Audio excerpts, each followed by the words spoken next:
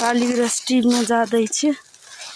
हेर्नुहोस् लालीगुराँस पनि सबै निस्किसक्न लागेको रहेछ।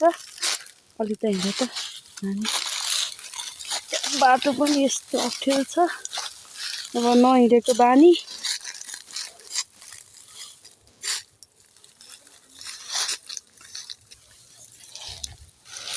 बाटो डुब्छ कि भन्ने डर पनि लागिरहेको छ।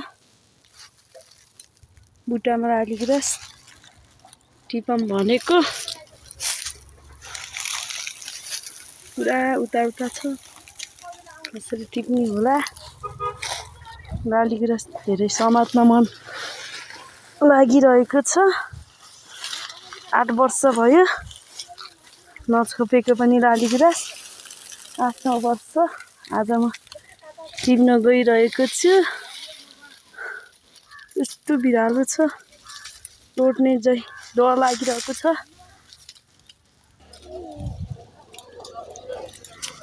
काँडाले पनि एमएलको काँडाले पनि टोकिरहेको छ।